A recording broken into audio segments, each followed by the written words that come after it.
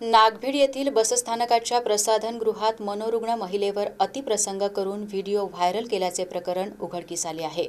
या घटनेमुळे चंद्रपूर जिल्ह्यात एकच खळबळ उडाली असून नागभीड पोलिसांनी 5 आरोपींना अटक केली आहे।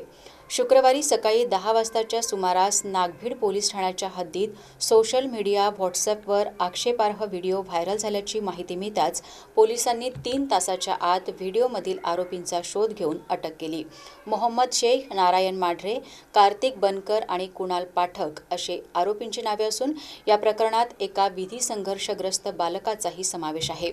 ही घटना दिनांक 12 ऑगस्ट 2024च्या मध्यरात्रीची आहे। पीडित महिला ही एकटी असल्याचे पाहून तिला नागभीड बसस्थानकातील प्रसाधनगृहात नेले आणि बळजबरीने आळीपाळीने तिच्यावर अत्याचार केला। हा अत्याचार सुरू असतानाच दुसऱ्या आरोपीने चित्रीकरण केले। ही चित्रफीत त्यातीलच एका आरोपीने एका दुसऱ्या मित्राला पाठवली आणि त्या मित्राने ही चित्रफीत समाज माध्यमांवर व्हायरल केली आणि शहरात एकच खळबळ उडाली। या संदर्भात येथील काही सामाजिक संघटनांनी पुढाकार घेत उपविभागीय अधिकारी दिनकर ठोसरे यांना निवेदन देऊन आरोपींना त्वरित अटक करून कारवाई करण्याची मागणी केली। दरम्यान पोलिसांनी आरोपींचा शोध घेण्यासाठी वेगवेगळी पथके तयार करून 5 आरोपींना अटक केली असून गुन्हा दाखल केला आहे। दरम्यान पोलिसांनी पीडित महिलेचा शोध घेऊन तिला वैद्यकीय तपासणीसाठी चंद्रपूर येथे पाठवले आहे।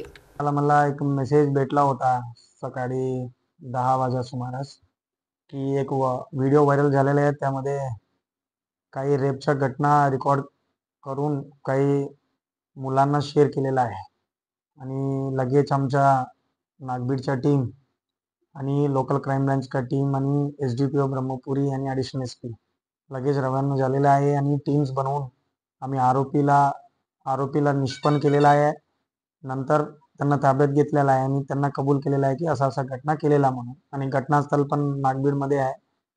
आणि आम्हाला चॅलेंज होता की कोण आहे विक्टिम, पीडित कोण होता आणि त्यासाठी आम्हाला उशीर झालेला आहे। त्यामध्ये काही निष्पन्न करने में चॅलेंज हो गया, तरी पण आम्ही विक्टिमला पकडून त्यांच्या मनस्थितीत भर नसल्याने आम्ही त्यांच्या भावाचा कंप्लेंट घेऊन गुन्हा दाखल केलेला आहे आणि 5 लोकांना अटक केलेला आहे आणि एक जुनेल असल्यामुळे त्यांना डिटेन्शन होमकडे पाठवलेला आहे। तो आम्ही गँगरेपचा गुन्हा दाखल केलेला आहे आणि जनताला विनंती करतो की हा व्हिडिओ शेअर करू नये। शेअर केल्या तर तुमच्यावर कारवाई होईल। थँक्यू।